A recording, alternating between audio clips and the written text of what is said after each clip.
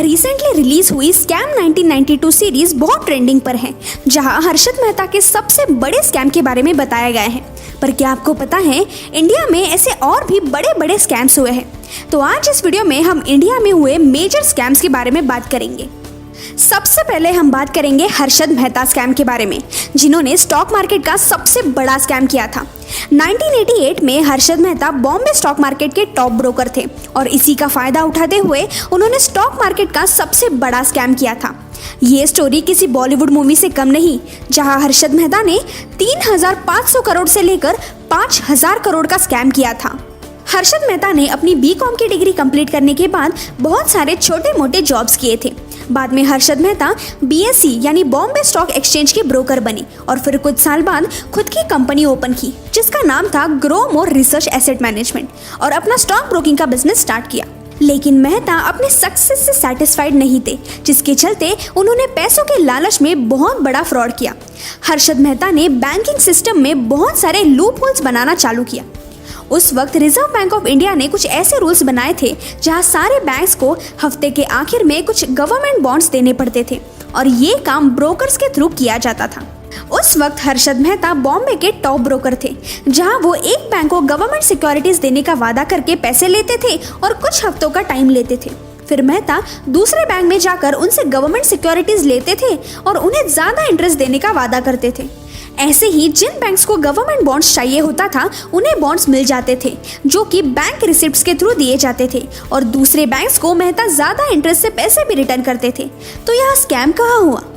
याद है मैंने कहा था हर्षद मेहता पैसे रिटर्न करने से पहले बैंक से कुछ हफ्तों का टाइम लेते थे।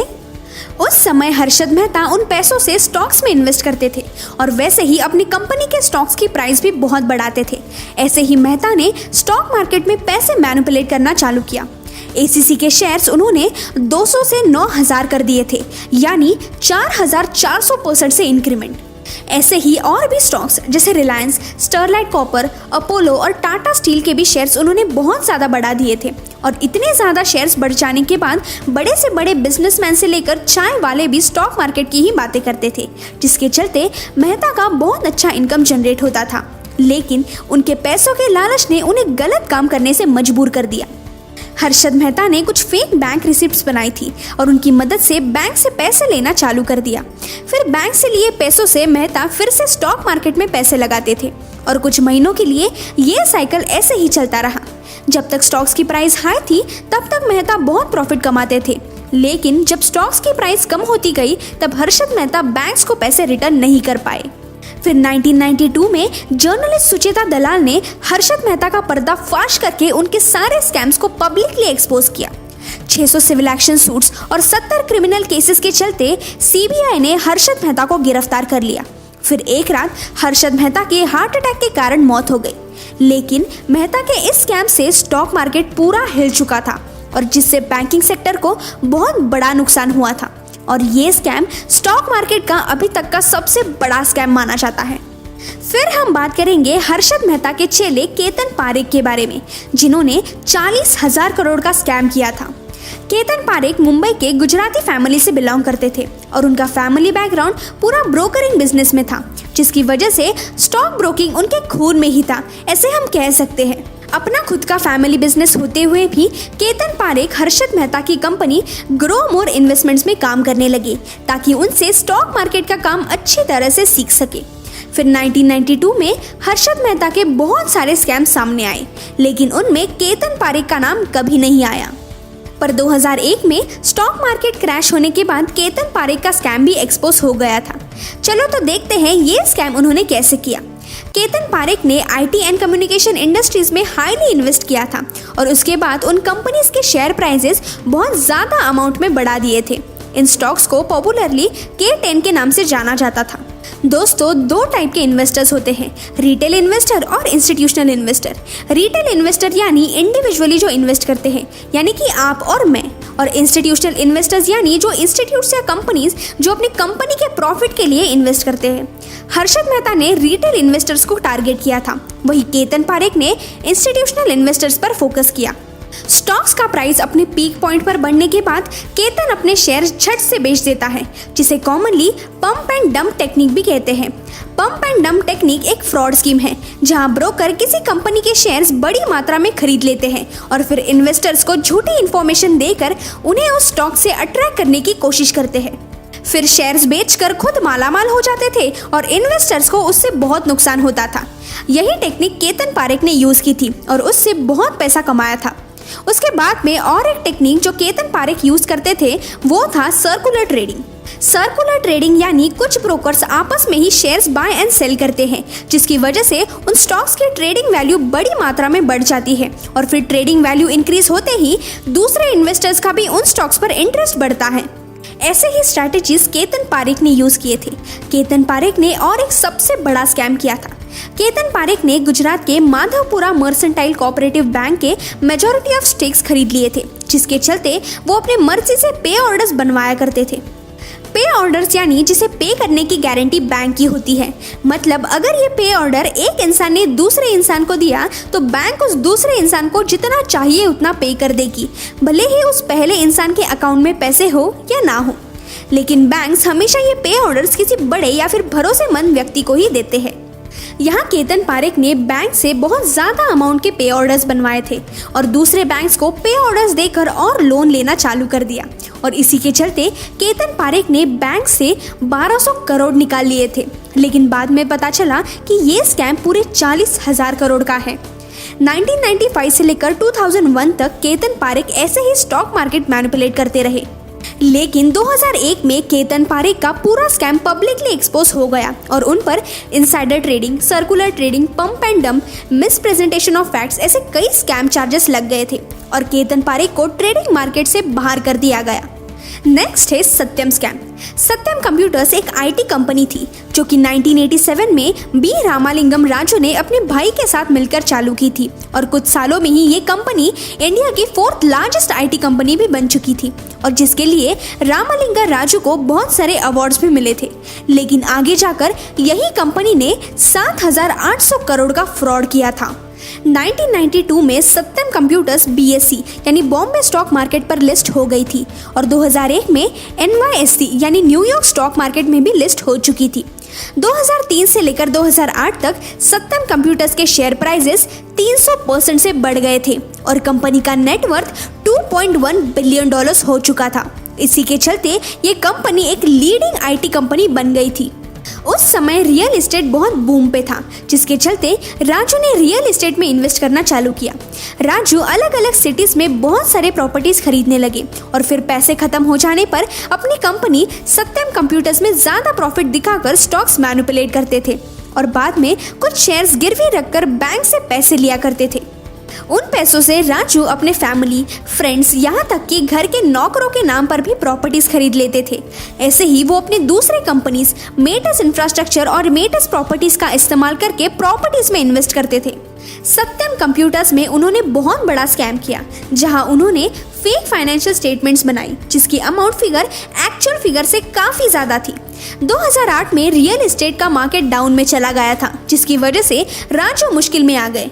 लेकिन इस मुश्किल से निकलने के लिए उन्होंने और एक प्लान बनाया, जहां ये दिखाया गया था कि मेटस इंफ्रास्ट्रक्चर और मेटस प्रॉपर्टीज सत्यम कंपनी के मेजॉरिटी ऑफ स्टेक्स होल्ड करती है, लेकिन यहाँ कोई भी कैश ट्रांजैक्शन नहीं हुआ था। इस डिसीजन के बाद सत्यम कंप्यूटर्स के शेयर प्राइसेस बहुत डाउन हो गए थे और ये कंपनी बहुत लॉस में जा रही थी। फिर 2009 में राजू ने सेबी जाकर खुद अपने स्कैम्स के बारे में कन्फेस किया, जिसके चलते राजू को उनके भाई और कंपनी के कुछ लोगों के साथ जेल में डाला गया। सीबीआई को यह भी पता चल गया था कि राजू फॉरेन कंट्रीज में मनी लॉन्ड्रिंग करता था। राजू के ऊपर कई क्राइम चार्जेस लग चुके थे, जैसे इनसाइडर ट्रेडिंग, मनी लॉन्ड्रिंग और अकाउंटिंग फ्रॉड। ये सब होने के बाद सत्यम कंपनी को निफ्टी और सेंसेक्स से भी निकाला गया था, लेकिन गवर्नमेंट ने इस कंपनी को बचाने के लिए नए डायरेक्टर्स अपॉइंट किए और जल्द ही टेक महिंद्रा ने सत्यम कंप्यूटर्स के मेजॉरिटी ऑफ स्टेक्स लेकर उसे खरीद लिया और आज ये कंपनी टेक महिंद्रा में मर्ज हो चुकी है। आगे हम बात करेंगे ललित मोदी के बारे में। हाँ, वही ललित मोदी जिन्होंने IPL के आइडिया को इंडिया में लाया और उसे एग्जीक्यूट भी किया। लेकिन आईपीएल के सक्सेस के बाद ललित मोदी ने अपने और अपनी फैमिली का फायदा करने के लिए आईपीएल के थ्रू बहुत सारे स्कैम्स किए। ललित मोदी एक बिजनेस फैमिली से बिलोंग करते थे और फिर यूएस से अपनी इंजीनियरिंग की डिग्री कंप्लीट करके उन्होंने इंडिया में अपना फैमिली बिजनेस को ज्वाइन किया, जिसका नाम था गॉडफ्रे फिलिप्स इंडिया लिमिटेड। ये कंपनी एक टोबैको कंपनी है जो कि अलग अलग सिगारेट्स और पान मसाला बनाती है। फिर आगे जाकर ललित मोदी ने खुद का बिजनेस चालू करने का सोचा और 1992 में उन्होंने मोदी एंटरटेनमेंट नेटवर्क ये कंपनी स्टार्ट की, जहां वो कई इंटरनेशनल चैनल्स के साथ टाई अप करके इंडिया में उन चैनल्स के डिस्ट्रीब्यूशन का काम किया करते थे। वॉल्ट डिज्नी पिक्चर्स के साथ उनकी 10 साल की पार्टनरशिप थी, लेकिन ये सब पार्टनरशिप सिर्फ वन टाइम के लिए थी। मतलब कोई भी कंपनी फिर से मोदी एंटरटेनमेंट नेटवर्क के साथ काम करने में इंटरेस्टेड नहीं थी, क्योंकि ललित मोदी कंपनीज के साथ ट्रांसपेरेंसी मेंटेन नहीं करते थे, जिसकी वजह से कंपनीज को ललित मोदी पर ट्रस्ट नहीं होता था। फिर धीरे धीरे मोदी एंटरटेनमेंट नेटवर्क ये कंपनी बंद हो गई। जब ललित मोदी यूएस में थे तब वो अमेरिकन स्पोर्ट्स लीग से काफी ज्यादा इम्प्रेस हुए थे और उन्होंने सोचा कि इंडिया में क्रिकेट का क्रेज कुछ ज्यादा ही है, तो क्यों ना एक क्रिकेट लीग इंडिया में चालू करें। अपनी ये आइडिया उन्होंने बीसीसीआई को अप्रोच की थी, लेकिन बीसीसीआई ने इस आइडिया पर कुछ ज्यादा इंटरेस्ट नहीं दिखाया। तब ललित मोदी ने सोचा कि अगर वो बीसीसीआई में कोई भी पोस्ट हासिल कर ले तो उनकी ये आईपीएल की आइडिया सक्सेसफुल हो सकती है, जिसके कुछ सालों बाद ही वो बीसीसीआई के वाइस प्रेसिडेंट बन गए थे और 2008 में ललित मोदी ने आईपीएल यानी इंडियन प्रीमियर लीग की शुरुआत की। उन्होंने खुद बिजनेसमैन और सेलेब्स के पास जाकर उन्हें आईपीएल टीम्स खरीदने के लिए कन्विंस किया था और बहुत सारे मार्केटिंग के चलते आईपीएल से बहुत रेवेन्यू जनरेट किया, जिससे बीसीसीआई को तो प्रॉफिट हुआ ही, लेकिन ललित मोदी ने भी अपना बहुत फायदा करके लिया। ललित मोदी आईपीएल के बहुत सारे ब्रॉडकास्टिंग डील्स अपने फायदे के लिए यूज करते थे। साथ ही उनके सारे फैमिली मेंबर्स आईपीएल टीम्स के मेजॉरिटी ऑफ स्टेक्स होल्ड करते थे। इतना ही नहीं, ललित मोदी अपने फैमिली मेंबर्स को आईपीएल के फ्रेंचाइजेस भी बेचते थे। ऐसे ही उन्होंने अपना और अपने फैमिली का आईपीएल के थ्रू बहुत फायदा करके लिया। फिर इस सब के चलते 2010 में ललित मोदी को आईपीएल के चेयरमैन पोस्ट से और बीसीसीआई के वीपी पोस्ट से निकाल दिया गया था। आईपीएल से जनरेट हुए रेवेन्यू से ललित मोदी ने फॉरेन में बहुत सारे कंपनीज भी सेटअप किए थे, जहां से उनका ब्लैक मनी व्हाइट मनी में कन्वर्ट किया जाता था। ऐसे ही उन्होंने बीसीसीआई में पैसों के कई स्कैम्स किए थे, जिसके चलते बहुत सारे इन्वेस्टिगेशंस ललित मोदी के अगेंस्ट चालू हो गए, लेकिन उनका ये केस अभी तक सॉल्व नहीं हुआ है, क्योंकि ललित मोदी इन्वेस्टिगेशन के वक्त ही लंदन भाग गए थे और अभी तक वो इंडिया नहीं लौटे हैं, जिसकी वजह से एजेंसीज उन्हें अरेस्ट नहीं कर सकती। Last but not the least है नीरव मोदी, जिन्होंने पूरे 11,338 करोड़ का स्कैम किया था। नीरव मोदी एक ज्वेलर थे और उनका ज्वेलरी शॉप बहुत ही पॉपुलर ब्रांड था।